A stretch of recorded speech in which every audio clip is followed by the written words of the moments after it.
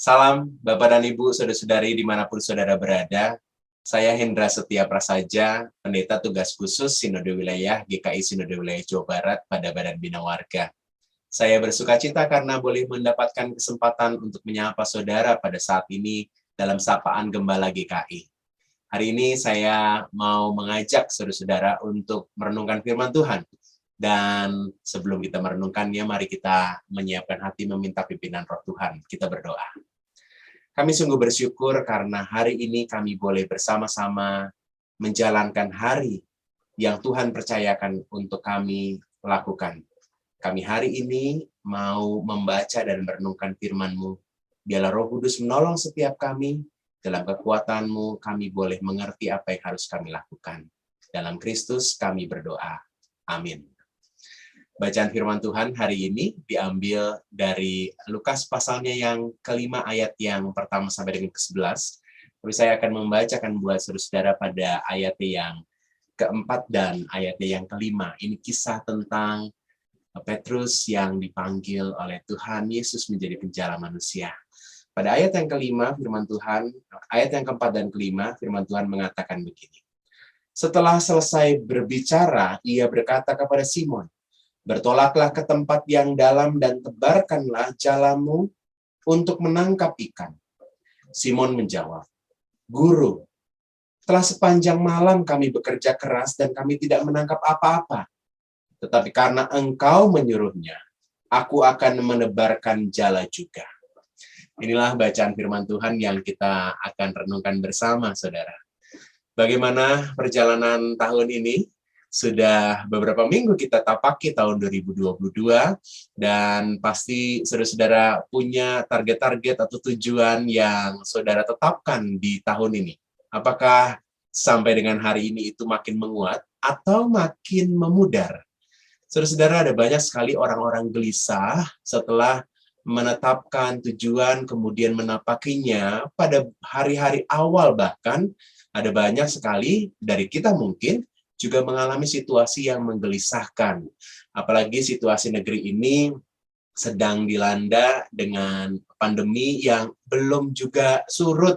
Apalagi Omikron dikabarkan semakin banyak yang terdampak, terkena, dan kita mungkin menjadi gelisah juga. Ada banyak sekali kegelisahan kita alami dalam hari-hari kita. Ada banyak juga yang saat ini mungkin gelisah karena apa yang ditetapkan dalam tahun baru ini semakin hari semakin memudar, padahal masih beberapa hari saja, Januari belum juga habis. Saudara-saudara yang terkasih, dalam bacaan firman Tuhan di Lukas pasal yang kelima ayat 1 sampai dengan 11, ada banyak orang juga pada saat itu sedang gelisah, menantikan seorang pembebas yang bisa membuat negeri mereka pribadi, bangsa Israel, bisa kembali pulih menjadi bangsa yang mereka yakini adalah umat pilihan Allah. Mereka sedang dalam penjajahan dan penantian akan Mesias menjadi sesuatu yang dinantikan oleh banyak orang. Dan kehadiran Tuhan Yesus menjadi sosok yang dinanti, sosok yang nampaknya menjadi sesuatu yang membuat harapan mereka menjadi semakin kuat. Dalam kisah pengajaran Tuhan Yesus, mujizat-mujizat yang dilakukan, ada banyak sekali pengajaran yang disampaikan, membuat banyak orang lalu juga memberikan diri mereka secara khusus untuk mendengarkan. Mereka mendengarkan pengajaran Tuhan Yesus, mereka mungkin memberikan waktu khusus karena mereka sedang gelisah mencari, menanti Mesias itu, dan mereka berharap apakah sosok ini benar-benar adalah Mesias yang mereka nantikan. Banyak orang yang menghususkan diri untuk mendapatkan sesuatu dari apa yang mereka nanti itu. Di sisi lain, ada juga orang-orang yang terlibat dalam aktivitas-aktivitas rutin kehidupan profesi mereka. Seperti Simon dalam bacaan kita, dengan juga rekan-rekan para nelayan lainnya, yang harus menjalani kehidupannya sebagai nelayan. Dan mereka menjalani kehidupan itu juga mungkin dalam kegelisahan-kegelisahan. Apalagi kalau kita membandingkan ayat yang kelima dalam bacaan kita di Lukas 5 ini, bahwa pada saat itu bahkan mereka tidak mendapatkan sesuatu. Ikan yang mereka cari itu mereka tidak dapatkan. Saudara, ada banyak orang dalam situasi kehidupan seperti orang-orang ini, mereka yang menanti secara khusus mendengarkan firman Tuhan, mereka yang berupaya menemukan jawab atas kegelisahan mereka, tetapi juga ada orang-orang yang mungkin terjebak dengan banyak sekali profesi aktivitas harian mereka, tapi sebenarnya mereka merindukan sesuatu terjadi dalam hidup mereka. Mungkin saudara adalah salah satu dari kelompok ini, entah yang secara khusus mencari atau yang masih harus terjebak dengan begitu banyak tugas-tugas yang harus saudara lakukan. Karena saudara bekerja, karena saudara harus melakukan panggilan yang sudah ditetapkan untuk saudara jalani. Tapi saudara gelisah dan terus mencari apa yang menjadi tujuan hidup saudara. Saudara, kisah kita di dalam Lukas 5 menunjukkan sesuatu yang Tuhan kerjakan pada banyak orang, khususnya Simon dalam bacaan firman Tuhan. Kalau kita melihat pada ayatnya yang ketiga disebutkan, Tuhan Yesus memilih perahu Simon untuk dia sedikit jauh dari pantai danau itu. Saudara, bukan sebuah kebetulan Tuhan Yesus memilih perahu dari Simon. Pasti ada sesuatu yang Tuhan rindukan juga untuk ia lakukan terhadap Simon. Dan disebutkan di sana Simon mengiyakan membawa Tuhan Yesus sedikit, menolakkan perahunya jauh dari pantai, dan mulailah Tuhan Yesus mengajar. Sebagai pribadi satu perahu, pasti Simon mendengarkan Tuhan Yesus jauh lebih dekat dibandingkan dengan banyak orang yang lainnya. Saudara, dalam kisah ini ditunjukkan bahwa sebenarnya Simon mendapatkan kesempatan khusus untuk mendengar firman Tuhan dari dekat, dari sang sumber pengajar itu, yaitu Tuhan Yesus. Bukan hanya mendengar pengajaran, tapi ternyata Tuhan Yesus mau melakukan sesuatu terhadap Simon secara khusus. Pada ayat yang keempat dan kelima disebutkan bahwa Tuhan Yesus selalu setelah melakukan semuanya itu, setelah selesai berbicara, pada ayat 4 disebutkan begitu, lalu Tuhan Yesus menyuruh Simon, bertolaklah ke tempat yang dalam dan tebarkanlah jalamu untuk menangkap ikan. Sebagai nelayan yang sudah semalaman ia bekerja dan sudah merapikan jalannya, wajarlah kalau Simon lalu merespon Tuhan Yesus dengan mengatakan pada ayat yang kelima, telah sepanjang malam kami bekerja keras. Jadi ini bukan kerja yang asal-asalan, tapi kerja sungguh-sungguh. Tapi kami tidak mendapat apa-apa. Dan momen di mana Tuhan Yesus menyampaikan tebarkanlah jalamu menjadi momen yang sebenarnya dilematis bagi Simon. Karena dia sudah membereskan jalannya. Dan ini waktunya dia beristirahat agar esok dia bisa kembali bekerja. Tetapi apa yang diresponi oleh Simon, saudara? Dalam bacaan firman Tuhan disebutkan, ia mengatakan, tetapi karena engkau menyuruhnya, aku akan menebarkan jala juga. Karena engkau yang menyuruhnya. Ada ruang yang dibuka oleh Simon untuk membuat apa yang diarahkan, apa yang diperintahkan Tuhan itu, dia lakukan. Walaupun dia sebenarnya bisa kehilangan kenyamanannya untuk beristirahat. Dan mungkin ia kembali nanti harus membereskan jalannya. Tapi Simon mengambil sebuah keputusan untuk mengikuti apa yang Tuhan arahkan. Saudara, inilah awal dari pengalaman Simon mendapatkan mujizat luar biasa. Saudara, kisah kita berlanjut dengan kisah di mana banyaknya ikan Simon dapatkan, bahkan ia harus memanggil rekan yang lain, dan kedua perahu itu diisi dengan ikan hampir tenggelam. Tapi semua mujizat itu, semua pengalaman spektakuler itu, ia alami karena dia melakukan pada ayat yang ke-6 bagian awal. Setelah mereka melakukannya. Jadi Simon bukan hanya menuruti apa yang dikatakan oleh Tuhan Yesus dengan menebar jalannya, tetapi dia melakukan dengan kesungguhan. Dia melakukan dengan segala talenta yang dia miliki sebagai nelayan.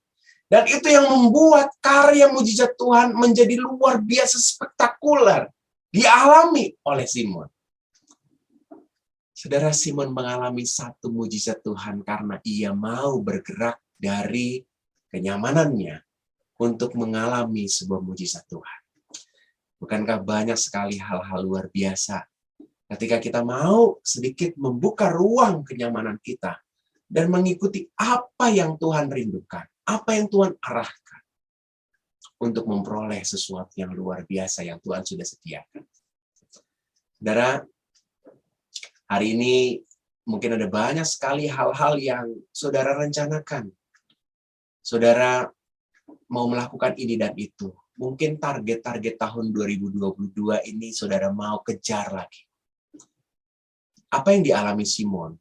Dia mendapatkan sesuatu yang jauh lebih besar dari apa yang selama ini ia cari.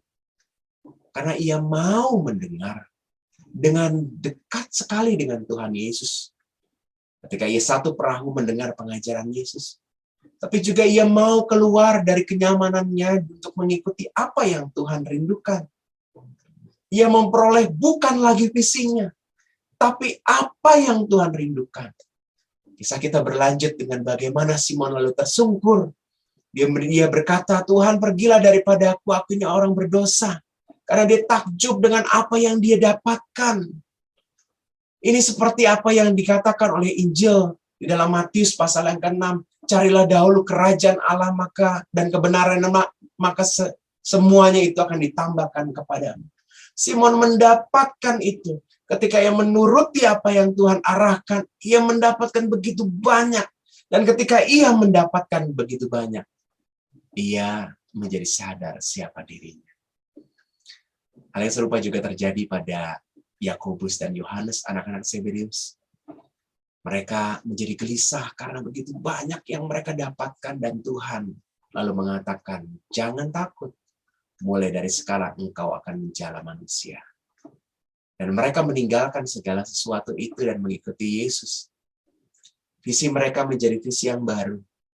Mereka mendapatkan goalnya Tuhan, bukan lagi goal pribadi mereka. Saudara, hari ini ada banyak tujuan-tujuan saudara.